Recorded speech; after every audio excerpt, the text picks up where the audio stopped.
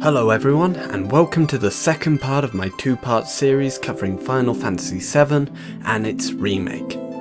I apologise for the delay getting this video out. It turned out to be a lot more work than I initially thought, but I put a lot of time and effort into making it worth the wait, so I hope you will enjoy.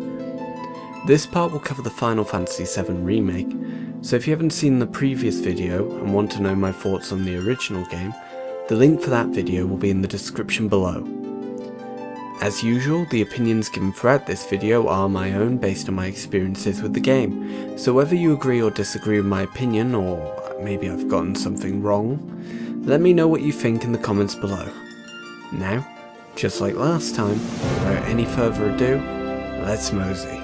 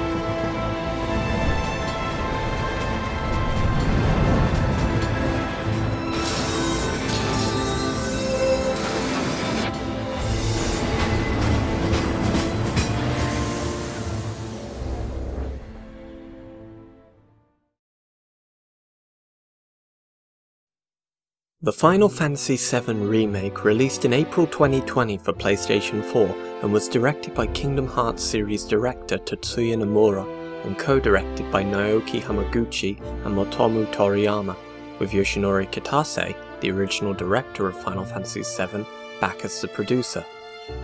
Kazushige Nojima, who helped write the scenario for the original game, as well as most of the other Final Fantasy VII compilation entries, returns as the main story and scenario writer. Nomura also returned as main character designer, with Roberto Ferrari designing the secondary characters. The soundtrack's new original compositions were composed by Masashi Hamauzu and Mitsuto Suzuki, who both composed music for the Final Fantasy XIII trilogy of games. Interestingly, Hamauzu also worked on the soundtrack of the original Final Fantasy VII, and was even a member of the choir used for the final boss theme, One Winged Angel. The new rearrangements of tracks from the original soundtrack were supervised by Keiji Kawamori and Square Enix's sound team.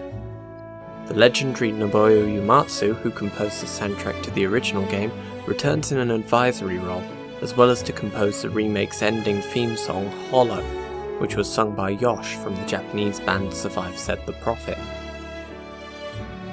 The game was created using the Unreal Engine 4 game engine, as was Kingdom Hearts 3, another game developed at the same time by Square Enix that shared the same director, which allowed for both development teams to share technical advice with each other and help out when needed.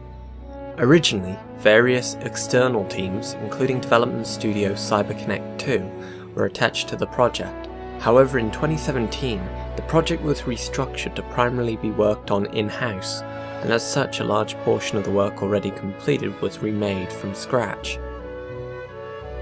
The remake was unveiled at E3 2015 during the Sony press conference to incredible fan enthusiasm, though there was admittedly some skepticism from some people, due in part to the reputation Square Enix had at the time for long development times, as well as the controversy surrounding it being a multi-part project, with each entry being sold for full price, despite only telling a fragment of the original's narrative.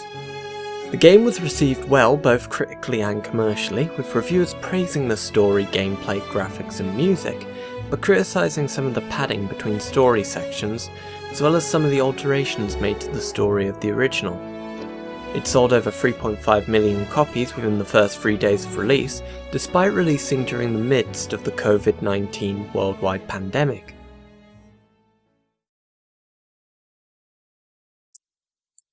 Despite the original Final Fantasy VII being a turn-based role-playing game, the decision was made early in the development of the remake to modernise the gameplay style, opting instead for a real-time combat system, similar to other modern Square Enix games.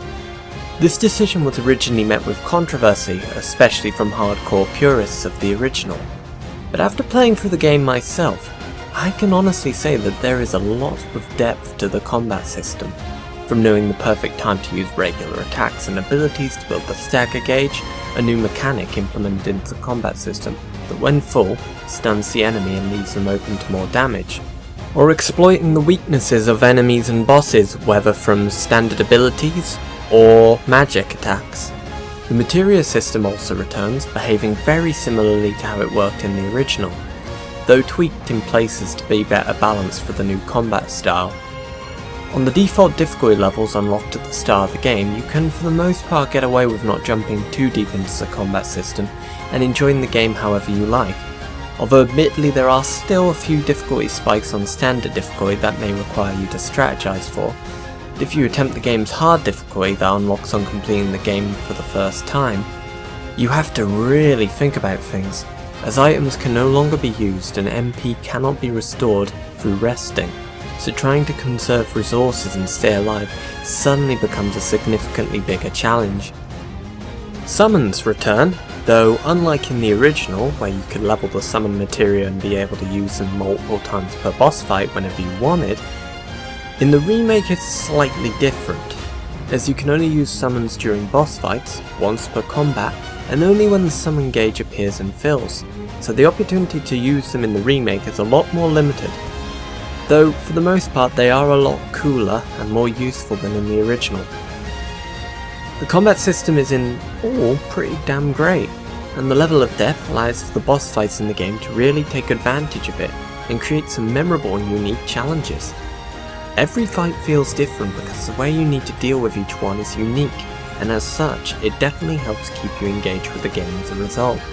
You want to push forward, not just to progress the story, but to see what enemies or bosses come your way next, or how they've adapted memorable fights from the original in the new style. That being said, whilst the gameplay is for the most part very well implemented, the artificial intelligence for the other playable party members is severely lacking. I never thought I'd ever see the day where I'd be pining for Donald and Goofy from Kingdom Hearts, but when left to their own devices, the fellow party members in the remake are borderline useless. Whilst they are fairly capable at avoiding attacks on their own, they charge up ATB significantly slower than if you were playing as them, so regularly switching characters is important for getting the most out of every encounter. The combat, at least for physical characters like Cloud and Tifa, also doesn't work well when it comes to flying enemies, especially in hard mode where MP is limited and spells need to be used sparingly, as they only have one aerial combo each that are fairly slow, cumbersome and altogether unenjoyable to use. Thankfully, Barret and Aerith are both ranged characters that can deal with flying enemies with ease, though there is still a couple of chapters where you don't have either of them, and have to make do with Cloud and Tifa as well as possible.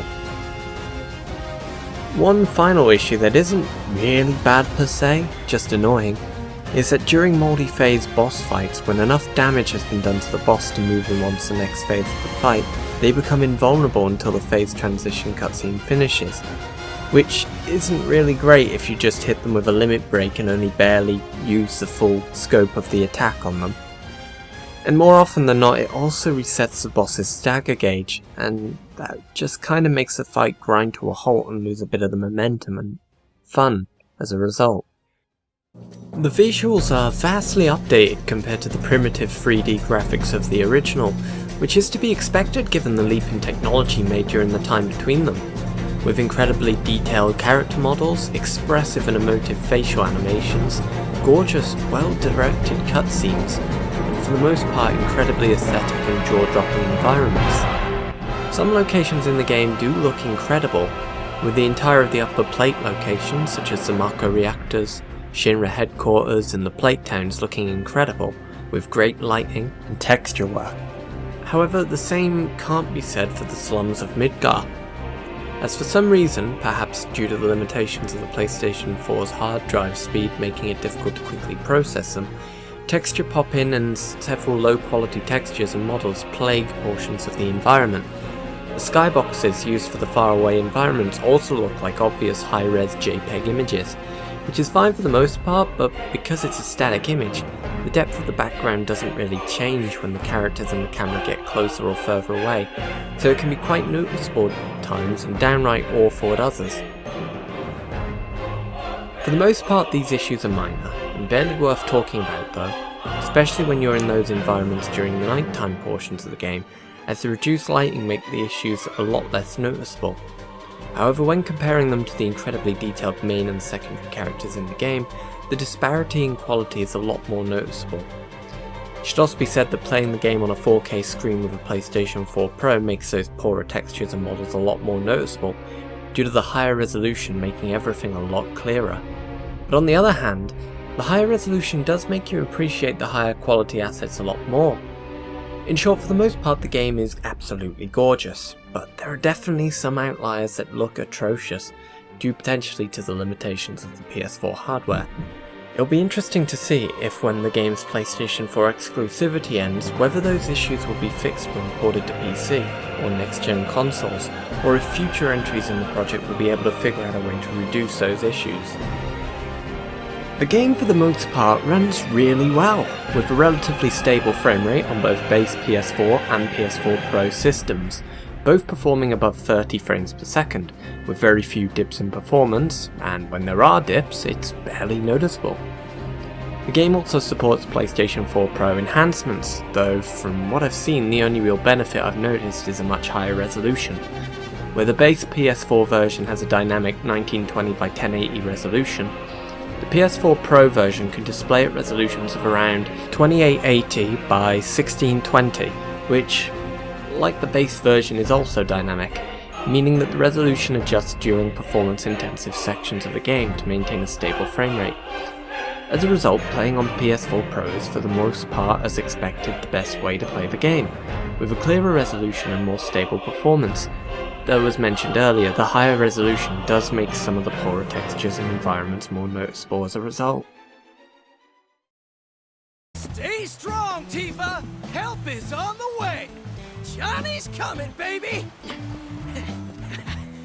The game also benefits from full voice acting for all dialogue in Japanese, English, German and French languages, which allows for people who understand those languages to get more emotional depth from the dialogue, as well as better understand the tone of certain scenes due to the inflection characters use. Nailed it, huh? Yep, right on the head. I played the game with the English dub throughout, and from what I could tell, all the voice actors bring their A-game throughout. In particular, I thought Aerith and Cloud's voice actors were the highlight. So, Cloud, you were a soldier first class, right? Yeah. Weird. Really? What's weird about it? Nothing, just that you were the same rank. Huh? As who? The first guy I ever loved. But really everyone did a brilliant job, and it really helped to connect me more emotionally to the characters. From what I've gathered, the other language options also have solid dubs, but as I'm not a native speaker of any of those languages, I can't really judge them for myself, so I'd recommend checking them out for yourself and deciding which dub suits your personal preferences best. Really sorry about your ass. It's all good, bro. It's kind of weird when you call me that. Hey, don't be scared. Deep down, he's a big softie. The level design and pacing of dungeons and chapters are definitely much more well thought out and consistent than the Midgar portion in the original, which makes sense considering Midgar in the original only takes a few hours to get through and acts more like one or two large dungeons melded together, whilst the remake can take anywhere between 30 to 40 hours to complete on the first playthrough in the same narrative time frame. The chapter structure used breaks up the story nicely and fits the linear nature of the early hours of the original. A lot of the areas from the original have been expanded greatly, with areas such as the train graveyard and the sewers beneath Sector 6 and 7 going from only having 1 to 2 small screens in the original to full-on chapters dedicated to them with unique enemies, assets, boss fights and expanded story moments that end up about as long as regular dungeons in the original Final Fantasy VII would last, if not longer, which helps better to both pace the story being told as well as offer opportunities for stronger character development for all the characters and showcase the size of Midgar as a city in a scope previously unseen. Though admittedly there are definitely some weaker chapters that aren't very enjoyable and bring the experience down quite a bit. Thankfully though, for the most part there are only 1 or 2 bad chapters. Chapter 6 in particular was the least fun chapter in the game for me personally for many reasons. The premise of the chapter was Cloud, Tifa and Barret needed to navigate the underside of the Sector 6 plate to get to the Sector 5 reactor, turning off the plate's sun lamps along the way, to divert power to various lifts to get there. From a level design perspective it was flawed because it relied too much on simple and almost pointless puzzle solving to progress. For what I've experienced throughout the entire game, whenever the game forces you to do some form of basic puzzle to progress, it clashes with the pacing and feels more tedious than enjoyable, like pointless padding to make the level feel longer than it really is. From a narrative perspective, Chapter 6 also sucked because it just felt like a filler chapter, with none of the characters or the narrative really benefiting from any development during it, and because there weren't any memorable bosses or enemies in it, the chapter lacked a lot of enjoyment as a whole. That being said, Chapter 6 was the only real chapter I can say I didn't enjoy. Everything else for the most part is well designed with the gameplay style in mind, and even chapters that don't really progress the story significantly, such as the chapter set in the train graveyard, manage to have a really unique atmosphere and tone, as well as unique and interesting enemies and bosses, which keep those chapters from feeling tedious or boring as a result. The soundtrack in the Final Fantasy VII Remake is absolutely incredible from beginning to end, and is in my opinion the highest point of the game, and I think even better than the original soundtrack, respectfully rearranging classic Final Fantasy VII tracks without losing the emotional depth and intricacy of the original techno-orchestral infused soundtrack, whilst also introducing new musical tracks that keep to the same style and theme without feeling out of place and sometimes even eclipsing the older tracks. Personally, my favourite new track is A Broken World, which perfectly encapsulates the melancholy and grief the characters felt following the tragic fate of Sector 7, and helps to really elevate the feeling of hopelessness and grief during that section of the game.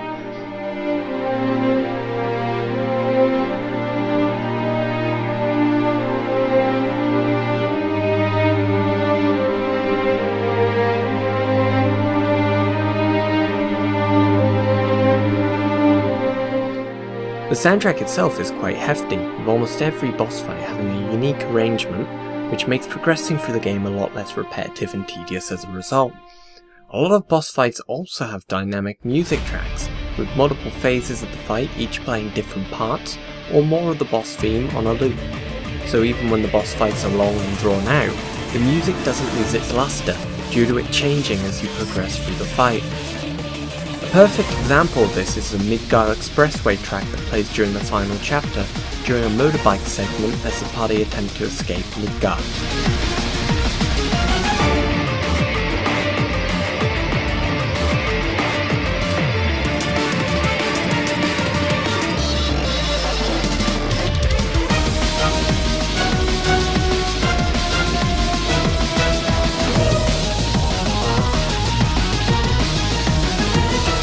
The track is in total about 16 minutes long, with several phases and transitions that change which parts of the song play as you get further through the bike sequence. This method of playing music is very effective at controlling the way the action and tension of gameplay section escalates, without the music track getting tiring. Another track I really enjoyed was 7 Seconds Till the End, which plays during the cutscene following the final boss, since it utilises nostalgia to help fuel the emotional weight of the scene, especially considering what the track represents when factoring in the character's dialogue during the scene.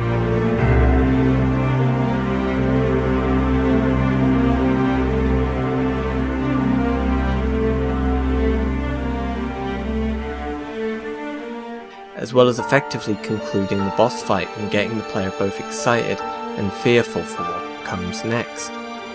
The core emotional power of this track comes from its utilising elements from the track Listen to the Cries of the Planet from the original Final Fantasy VII that plays when the party is in the Forgotten City searching for Aerith, which precedes one of the most shocking and memorable scenes from both the original game and in gaming history in general. So using it during this part when the characters talk about defying fate is especially nuanced.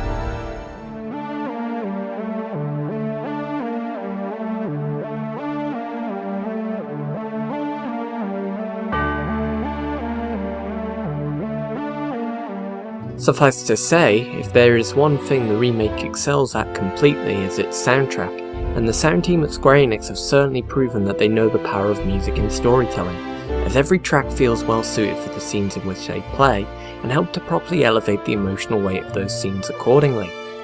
Overall, the soundtrack is brilliant, though I did notice that the game does feature a lot of tracks that normally play a lot later than the Midgar portion. So I'm curious to see what they do for the soundtrack of the next game in the project, whether they'll reuse the new compositions for the sections those tracks played in during the original game, or create newer compositions to better reflect the tone of those scenes. In regards to side content within the Final Fantasy VII Remake, there is quite a lot to do, though a lot of it does lack the same level of depth and reward that the original game's side content had, which somewhat makes sense due to the fact that the narrative is constrained by just focusing on Midgar, so most of the side content from the original couldn't really be adapted in this remake's entry. That being said, the content within the remake is still for the most part really fun, and works well with the gameplay, and whilst there is less side content and depth than the original, the side content here is more consistently enjoyable and doesn't outstay its welcome. Certain chapters have side quests that help to flesh out the world and some of the civilians living in Midgar. Most of these side quests have rewards ranging from materia to gil and XP, though admittedly most are fairly by the numbers generic RPG side quests that aren't too interesting. But there are still some fun character and world building moments within, the highlight in my opinion being a side quest based in War Market with Johnny, a returning character from the original game. My life is ruined! It's over! Kill me now! Come on, there's no need to talk like that, old dude. I'll help you out with whatever you need. Really? Oh, thank you, son! There are also various music records to collect, which are remixes of various classic Final Fantasy VII, as well as new music tracks that can be found at various locations and obtained from NPCs across the game. You can then listen to them at jukeboxes in each of the main town areas, and I have to say it's probably my favourite bit of side content in the game, because the music is always incredible, and it's always exciting finding new tracks and listening to them. Other side content includes completing battle intel objectives for a new character called Chadley, who is an intern working at Shinra's research division. Battle intel objectives consist of small challenges that require you to complete certain tasks in combat, such as mastering all spell materia or staggering a certain amount of different enemy types. The rewards from completing battle intel challenges range from unique materia to special boss fights against summons, which when defeated, unlock that summon for use in combat. The other major side content comes from challenging Corneo's Coliseum in War Market and the VR combat simulator in the Shinra headquarters, which offers difficult challenges that test your skills of each character, with the Super Boss challenge unlocking upon completing all of them, as well as the battle intel objectives. The final challenge is a 5-round boss medley against all 4 of Chadley's summon fights, and then the Pride and Joy prototype, which upon defeating rewards the player with a powerful accessory that boosts limit break gain speed. Defeating the Pride and Joy prototype also provides a conclusion to Chadley's role in this entry of the Remake project, with interesting character development revolving around his origin and why he opposes Shinra from within. Upon clearing the game, you also unlock the play log, which is essentially a list of all the notable side content and is a good way of tracking what else you still need to complete or collect. I'm now going to talk about a lot of the story elements of the Final Fantasy VII Remake, so again there will be spoilers for both Final Fantasy VII and the Remake, though unlike with the Final Fantasy VII review, I won't do a streamlined summary of the plot, but rather discuss the deviations in the narrative the remake makes compared to the original, and why it's significant. So skip to the displayed timestamp if you don't want to be spoiled. The way the story and character development are written in the Final Fantasy VII Remake is compelling and for the most part exceptionally well written. The narrative for the most part follows the storyline of the original, with a few key changes here and there to change things up a bit, as well as to recontextualize and develop scenes from the original that could have used some expansion or focus. One such example is with the very first chapter of the game. First of all, the opening cutscene itself is about double the length of the originals, with extended scenes showing the world and everyday life in Midgar. Another change made in the first chapter was changing the context of the Mako reactor bombing, with Avalanche's bomb being revealed to be a dud that doesn't work, but the Shinra president ordering a complete detonation of the Mako reactor anyway, which is then shown to completely devastate the nearby plate towns as the way of discrediting Avalanche and making the public of Midgar see them as radical eco-terrorists. This recontextualization helps to show both how manipulative Shinra are and how powerful they are, as they control the media and as such, the public perception of Avalanche growing quite negative as the game progresses, putting a lot more strain and opposition against the main characters. This is later brought to a climax when Shinra used the negative audience reception to frame Avalanche for the Sector 7 plate collapse and convince the populace that they are working for Wutai, an enemy country currently at war with Midgar. On the topic of Wutai, it looks like unlike in the original, where Shinra had already defeated them, the war between Wutai and Shinra is still ongoing, only currently at a truce, though throughout the game Shinra are constantly trying to sow anti-Wutai dissent among the citizens of Midgar by labelling Avalanche as pawns of Wutai, and as a result blaming them for all the hundreds of people dead due to the plate collapse and reactor bombings. This plot difference doesn't really affect this part of the remake project much, aside from the tension of people in Midgar growing heavily anti-Avalanche. However, in one of the future entries it should significantly affect Yuffie's story when she's introduced, and how her personal storyline to restore Wutai to greatness will be affected by the changes made here. Another interesting story deviation was made by introducing Sephiroth and several other plot elements such as the Nibelheim incident and the Sephiroth clones a lot earlier than when they were shown in the original. For example, in the remake Cloud constantly has visions of Sephiroth, which at first I wasn't a huge fan of, because in the original Final Fantasy VII, the mysticism of Sephiroth was a big draw throughout the first half of the game, where you didn't know who he was or why he was doing what he was doing, but the more I thought about it, the more I liked how the remake handled Sephiroth for the most part. Establishing elements like the Sephiroth clones, as well as Cloud's unique connection to Sephiroth a lot earlier on, allows for filling out some of the lacking detail in those elements from the original game, as well as better tie the events of the Midgar portion of the game to what comes after. Showing the extent that the Sephiroth clones can be controlled and take the form of Sephiroth is a lot more compelling than being told that it could happen. Because of that, it actually gives purpose to the Sephiroth clones within the narrative, as in the original, with the exception of Cloud, all the Sephiroth clones really do is exist and die.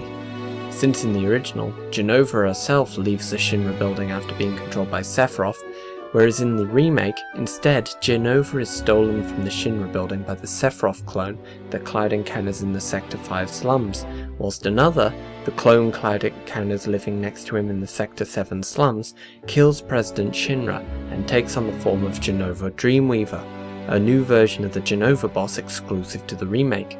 The game also does a good job of fleshing out Biggs, Wedge and Jessie, Characters from the original that, despite being present for most of the Midgar arc in the original and being Cloud and Barrett's teammates within Avalanche, barely had any dialogue or character depth and died shallow deaths. In the remake, an entire chapter is dedicated to Jessie and her family, with Cloud, Biggs and Wedge travelling with her to the Sector 7 plate to visit her parents. Her father being comatose with Mako poisoning, explaining why Jessie decided to join Avalanche and oppose Shinra. During this chapter, you get to really understand Biggs, Wedge and Jessie's friendship as well. And as a result, the extra character development makes the players become a lot more attached to the characters as a result, making their tragic fate later on in the game a lot more emotionally devastating. He's a keeper, all right. Yeah! Together, we can take on the world! This chapter also introduces a new member of Soldier called Roche, who confronts Cloud and the gang in a motorbike battle, as well as a regular fight later on to conclude the chapter. This new character is eccentric and quite likeable, so I was kinda disappointed he didn't appear in the game after that point. But to be fair, narratively there probably wasn't any other area in the game he could feasibly fit in, without getting in the way of the other narrative moments, so hopefully he'll make more appearances in future remake entries to fill up some of the sparse areas of the post-Midgar story. Later in the game, there is a chapter dedicated to exploring the ruins of Sector 7, after the plate collapses and after Elmira, Aerith's mother, begs the party not to rescue Aerith, because she fears she'll end up losing Aerith as a result, fleshing out Elmira more as a character, as well as showing foreshadowing to Aerith's fate later on in the original game. Because of this, the party decide to return to Sector 7. During it, you find Wedge alive, yet unconscious within a secret underground Shinra laboratory. This chapter helps to show the devastation that the plate collapse caused, due to all the people searching for survivors, as well as the horrors of Shinra's science divisions, giving the party more urgency to rescue Aerith from Shinra's scientists. Wedge being found alive is an obvious deviation from the original game, but it brings a huge sense of relief to the player and the other characters after a chapter full of grief and destruction. Red 13's integration with the plot is fairly similar to how he was in the original, though with slight differences due to joining the party just as the story changes really begin to kick in. And he functions as a special party member who can't be controlled, but somehow contributes more than the other AI party members with actual intelligence as a result. He's also the best boy, and I love him, so I hope in the next entry in the remake project he becomes fully playable with more story importance, as in the original he became irrelevant to the story after the party arrived in Cosmo Canyon, only about a third of the way through the original game. One of the most obvious new additions to the narrative is the Whispers, a group of ethereal ghost-like creatures who are shown as arbiters of fate created by the planet to keep destiny on course. To the player, this essentially boils down to they ensure the plot of the original Final Fantasy VII happens without any deviation. This is shown very heavily during the later portion of the game, such as when they heal Barrett when he's stabbed by Sephiroth, and when they throw Wedge off the Shinra building because he dared to survive the Sector 7 plate collapse, unlike in the original. You can't stop me! For Biggs! For Jessie! Tifa! And Barrett too! I'm sorry, Cloud. Just tell me that I made a difference. By the end of the game, the Whispers cause such a fuss that Cloud and the gang are effectively manipulated by Sephiroth, who appears to have some knowledge of the future, to destroy the Whispers and leave destiny to chance, effectively suggesting that anything could happen in future entries of the remake project, and that the events of the original game may not happen in the same way that they did. The remake also introduces several new characters, such as the aforementioned Chadley, an intern working for Shinra's research division, Mal, a landlady in the Sector 7 slums who is an ally of Avalanche, and Chocobo Sam, Madame M, and Andrea Rodea, three of War Market's most influential people responsible for choosing Don Corneo's bride candidates. All of the new characters are pretty great, and each have their own unique personality quirks, making them interesting and likeable, whilst also giving the areas in Midgar more personality and life. The remake also develops characters that already existed within the Final Fantasy VII compilation series, such as Kyrie Kanan and Leslie Kyle, two characters who were introduced in the novel The Kids Are Alright, a Turk's side story. Kyrie is a delinquent living in the Sector 5 slums with her grandmother Mireille, and operates as a thief who gets into more trouble than she can handle. Leslie Kyle, on the other hand, is Don Cornea's second-hand nan, but harbours a deep hatred for the man after his fiancée was chosen as one of Don Cornea's brides and disappeared without a trace. Another character who gets a lot more development is Johnny, who was a civilian in Sector 7 with a deep admiration for Tifa and is encountered many times during the remake and brings a lot of welcome comic relief, often when the game needs it most.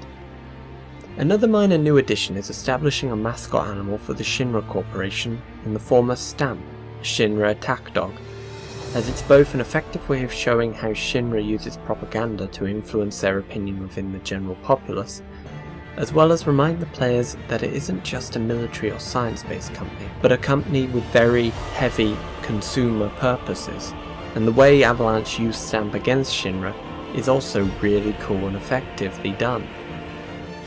Hojo also remembers Cloud's origin as a Sephiroth clone a lot earlier than he did in the main game, which comes too late to affect the plot in this entry of the remake project, but this divergence may affect the plot going forward in slight, if not significant ways, so I felt it prudent to mention it. The ending of the game is controversial to some, but I think it's genuinely one of the best endings I've seen in a game in a long while. The final chapter starts as expected for the end of the Midgar portion, with the motorbike chase from the original made even better by the nicer controls and awesome music. After the bike chase though, things start to really get weird, as Sephiroth appears and confronts the party and challenges them to defy fate and the Whispers, showing a vision of a shot-for-shot recreation of Zack Fair's Last Stand, as shown in Crisis Core. Though admittedly anyone who hasn't played Final Fantasy VII will have no clue who Zack is or what he represents, which might be the point, to set up a mystery that will be answered in the next entry.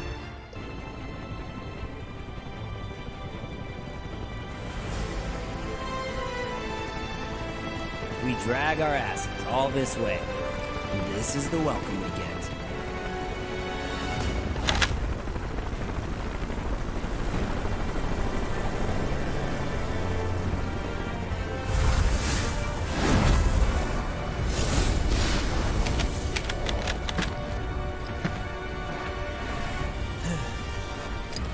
Boy, oh boy.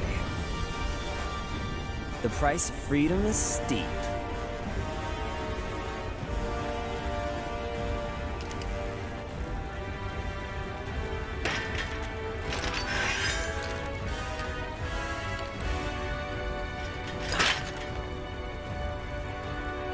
Embrace your dreams.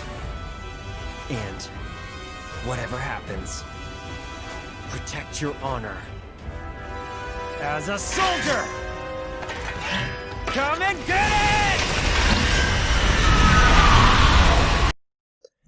The party then chase Sephiroth through a mysterious rift, which takes them into an alternate version of Midgar, where they face off against the Whispers, who have taken the form of a giant Whisper Harbinger, and several smaller Whispers. What's notable about the smaller Whispers, called Rubrum, Virili and Croceo, is that according to the Final Fantasy Remake Ultimania book, their movesets heavily resemble the combat styles of the characters Kadaj, Loz and Yazoo, who are remnants of Sephiroth and main antagonists of Advent Children. During the fight they also summon a Whisper version of Bahamut, a summon from the original Final Fantasy VII which was also summoned by Kadaj, Loz and Yazoo during the events of Advent Children, solidifying that connection. Upon defeating the Whisper Harbinger, Sephiroth appears as the final boss, and it's quite a spectacle to behold, as a new epic arrangement of One Winged Angel blares in the background, with each phase of the fight progressing the song and raising the tension, especially when midway through Meteor looms in the background as the party fight to defy their fate reaches a crescendo. The fight ends with Cloud defeating Sephiroth, who dissolves into a bunch of Whispers as One Winged Angel reaches its tumultuous climax, hinting that this Sephiroth may have actually been a construct of the Whispers, taking on the form of Sephiroth as a vision of the future. Suddenly, a weird sequence plays reminiscent of the final phase of the Sephiroth boss fight in the original, which has Cloud and Sephiroth standing in the middle of a weird desolate landscape, with a galaxy looming in the distance. The whole scene with Cloud and Sephiroth is really damn cool, and establishes that Cloud isn't currently strong enough yet to take on the real Sephiroth, whilst also reaffirming that anything can happen now, and Destiny is no longer protected by the Whispers.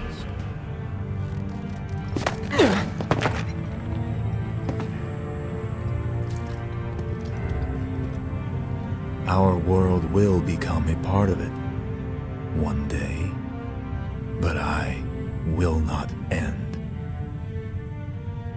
Nor will I have you end. This is... The edge of creation. Cloud, lend me your strength. Let us defy destiny together.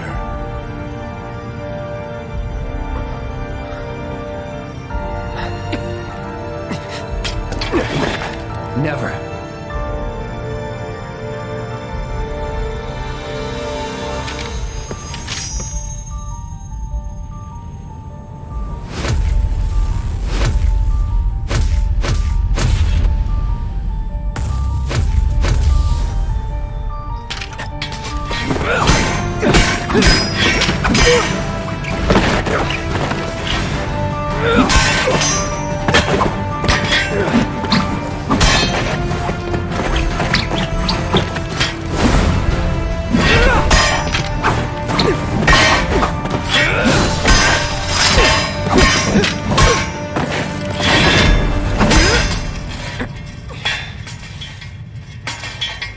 Not yet.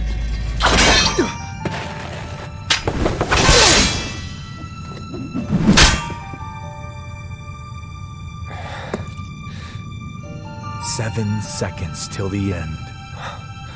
Time enough for you, perhaps.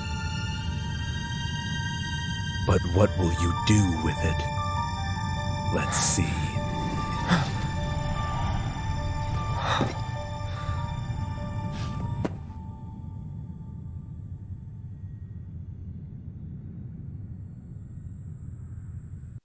It then transitions into showing the aftermath of the Shinra escape, showing ruthless Shinra addressing the Shinra executives as the new president, whilst also showing that he values the Turks more than them, as shown in the interaction between him, Sung, and Heidegger. Mr. President. That's right.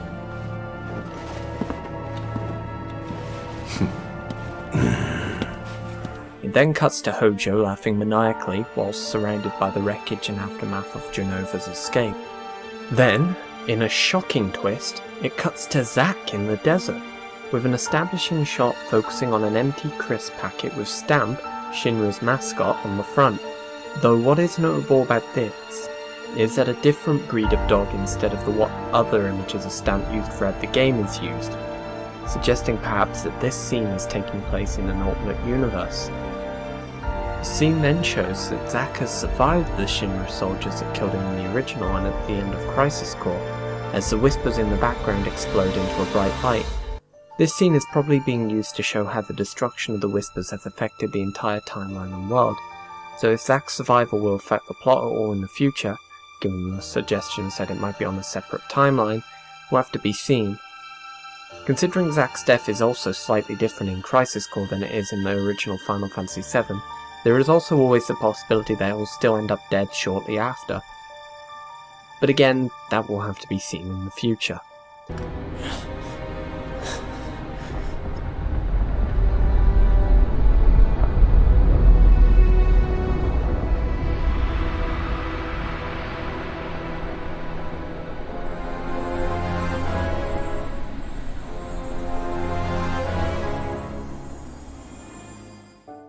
It then shows the citizens of Sector 7 clearing up the wreckage left in the wake of the plate collapse, showing that they haven't lost hope despite losing everything, and that they are attempting to rebuild, further exemplified by them uncovering the remains of the Seventh Heaven Bar, which has significant meaning to the main characters.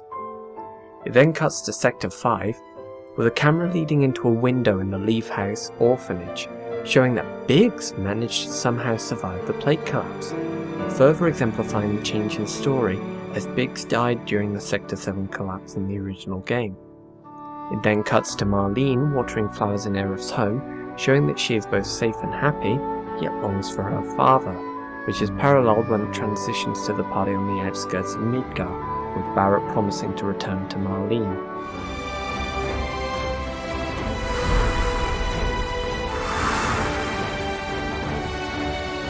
Marlene!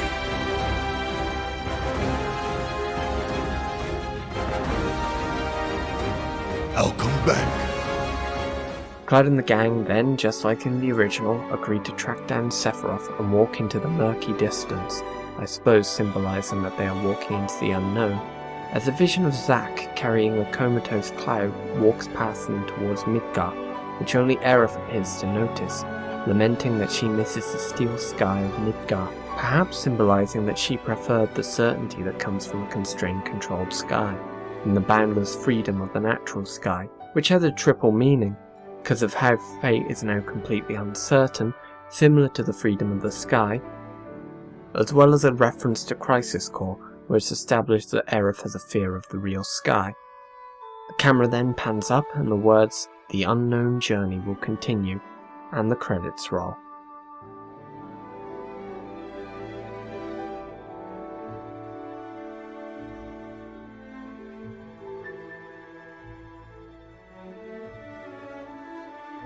So all in all, I really enjoyed the story of Final Fantasy VII Remake and thought that the way it was told was a lot more effective and better paced than the story of the original. The story of the Midgar portion is given a lot more room to breathe and more focus is put on developing both the main and side characters, which I believe was the right decision to make, as fleshing them out further endears them to the player, as well as makes the city of Midgar feel a lot more lived in and alive. The changes made to the story, whilst controversial, are currently only minor and not too intrusive, though the constant foreshadowing that future events could change, including Aerith's death, could potentially be disastrous if written poorly, which fills me with a little unease, though that being said, considering the quality of the writing in this game, especially the dialogue, is so high, most of my fears for future entries are fairly shallow as a result.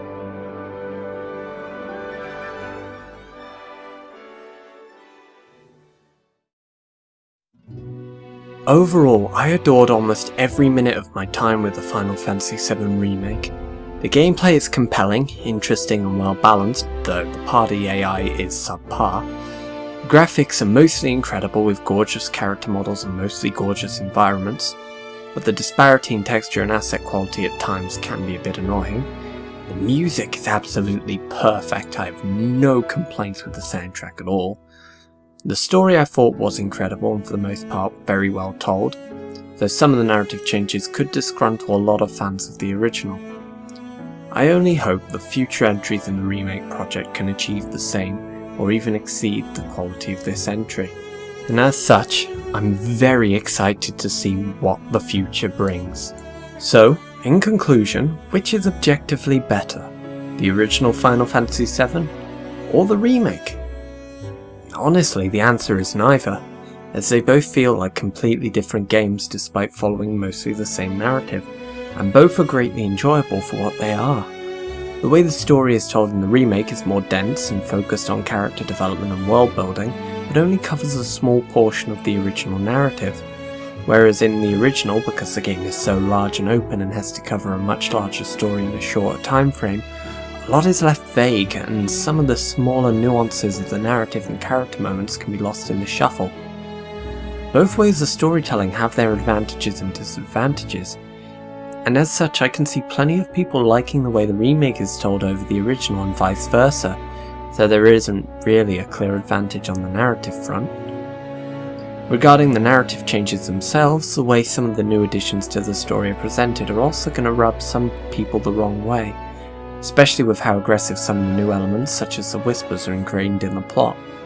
On the flip side, some people could really enjoy the way the remake differs from the original and fully embrace the deviations and extra character development made to characters in the story as a whole.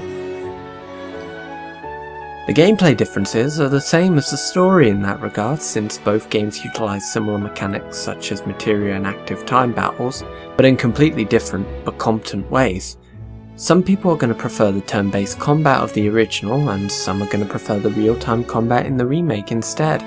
It all comes down at the end of the day to personal preferences. So I guess what I'm trying to say is, the remake will not completely replace the original.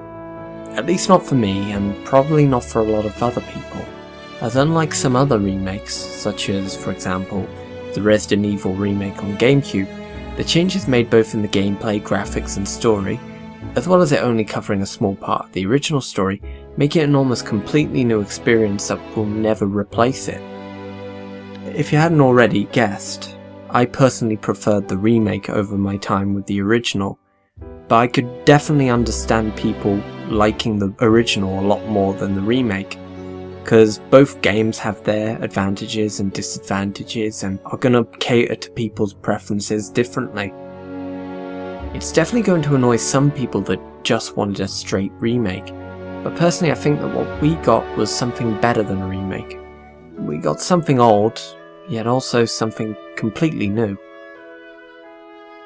Honestly, the remake left me excited, and I cannot wait to see how they adapt the other sections of the original game in future entries of the project, as well as what and how the story will diverge from the original, considering the ending of the remake sets up so much uncertainty, both intriguing and fear-inducing, and all in all I just can't wait to see what the development team at Square Enix do next. It's as the reveal trailer for the remake project from E3 2015 stated. The reunion at hand may bring joy, it may bring fear, but let us embrace whatever it brings.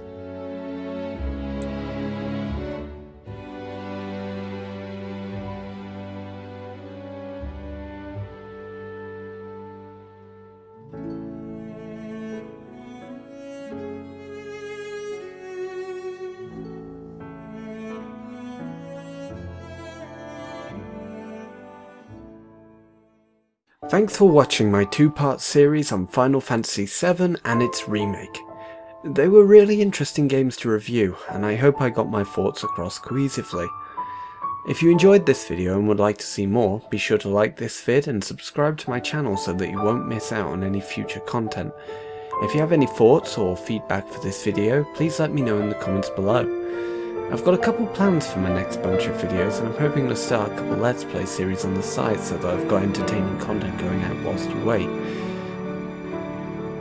But anyway, I think I've prattled on long enough. Thanks again for watching, and I hope to see you next time.